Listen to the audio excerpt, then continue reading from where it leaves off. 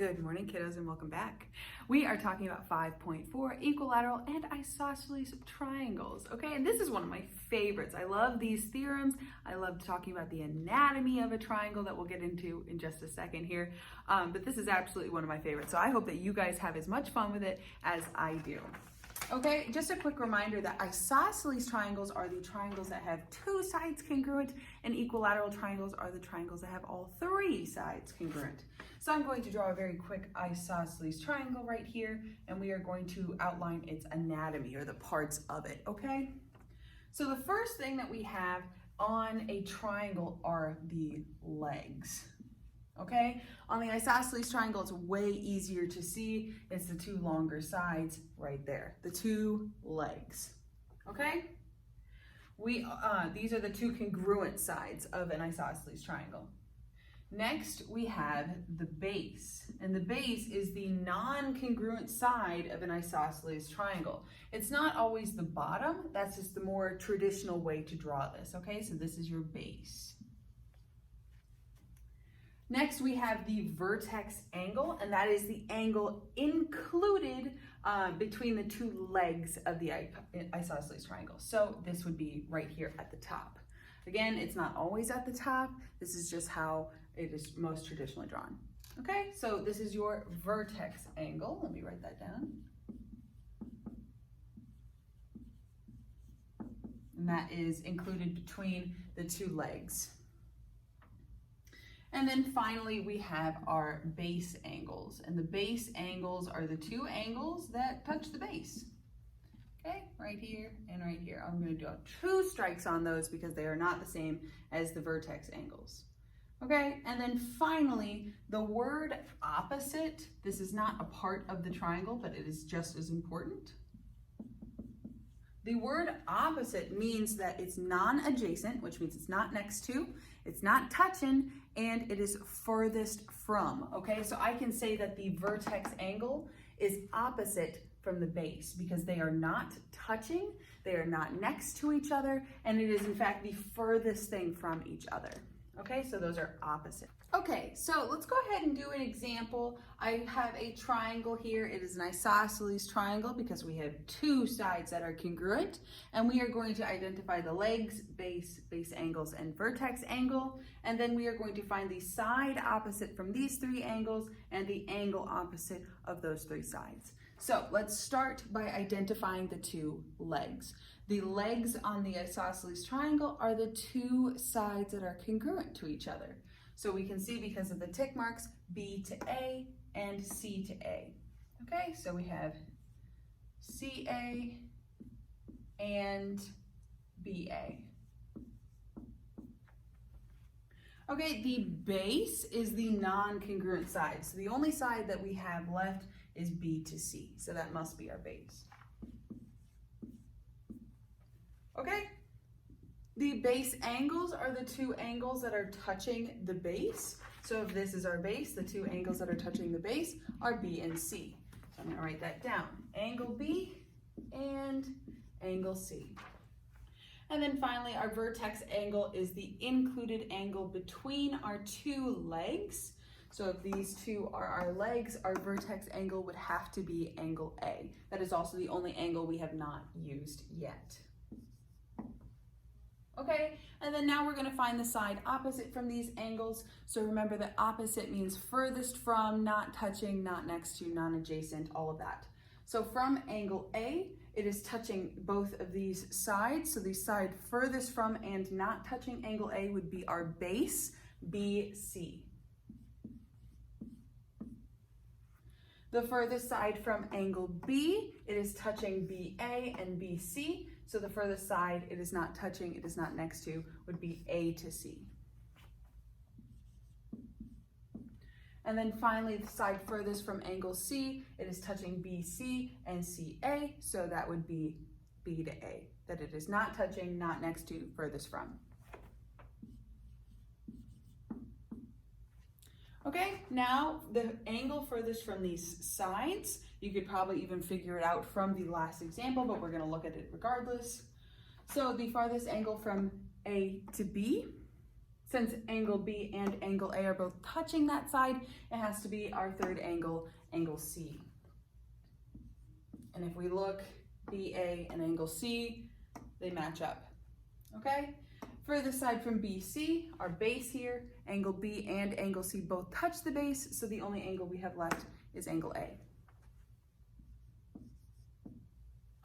Okay, and then finally the side A to C. Okay, A and C both touch this side, so our only angle left is angle B.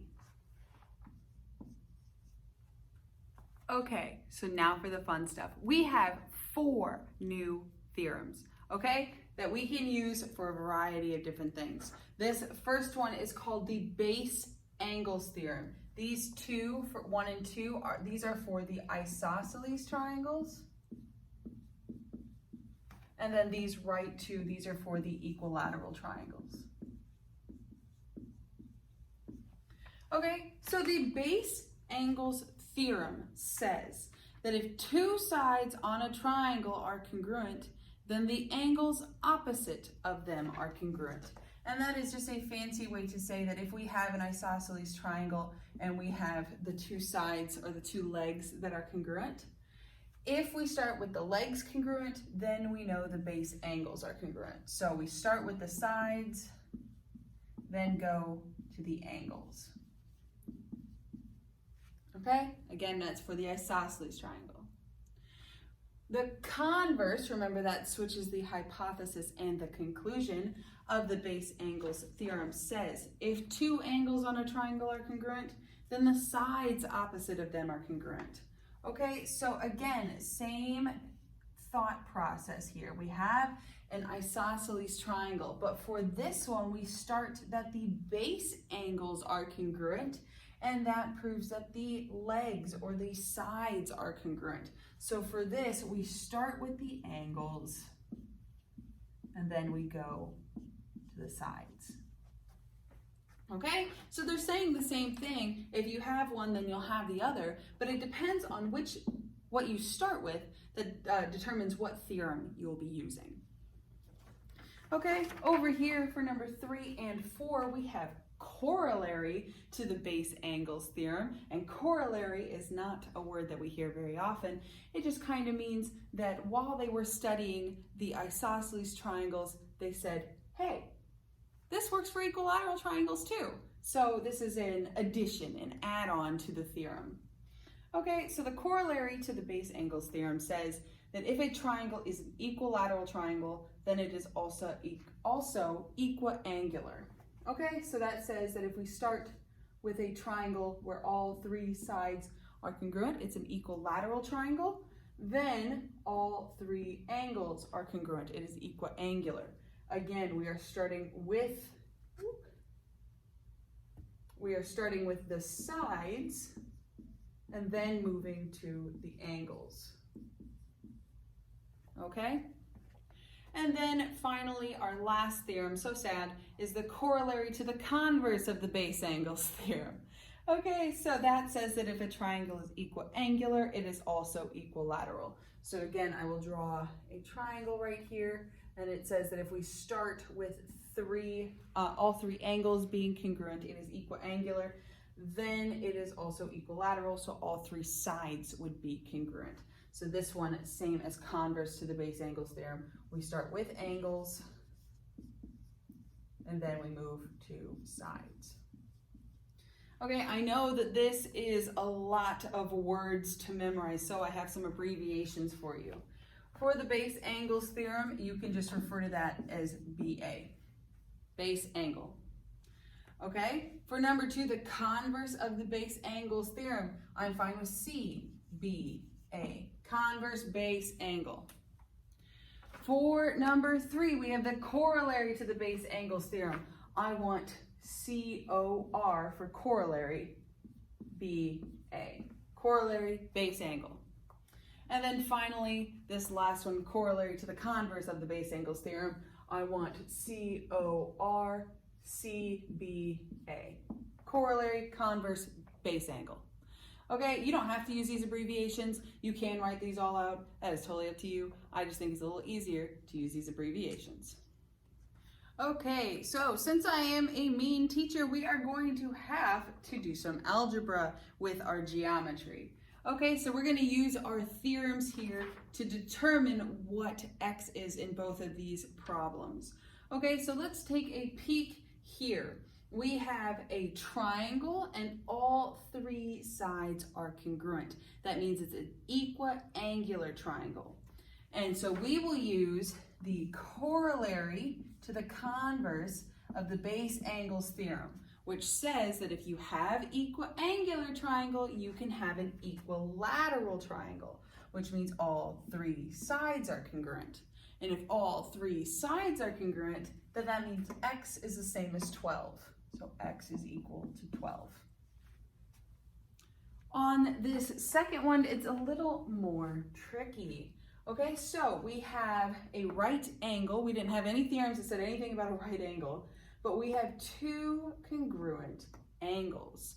Okay, so we are starting with base angles congruent. That means we're working with an isosceles triangle, and the converse of the base angles theorem says if you're working with an isosceles triangle and you start with the angles, the legs are also congruent. So that says that our algebra problem of 3 times x plus 2 is equal to 24.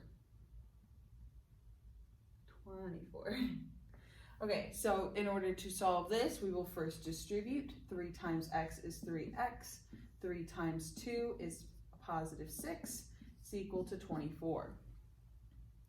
Just like an Algebra 1 problem, we are going to go backwards through PEMDAS, so we are going to subtract first. We're going to bring down that 3x because we didn't touch it. Plus 6 minus 6, those are going to cancel because they add to 0. And then 24 minus 6 is 18. Okay, then from here we are going to divide by our coefficient of 3. Multiply by 3, divide by 3, those are going to cancel, leaving us with a positive 1x that we don't have to write the 1 for. And then 18 divided by 3 is 6. So in this problem, x is equal to 6. All right, these next problems are going to trick our brain. So we are going to have to really work to understand these two. All right, so looking at number 3, we see that one angle is 130 and we have our two legs congruent. Okay, this is the base angles theorem. And the base angles theorem says that if our two legs are congruent, then our two base angles are congruent. But we don't know what our base angles are.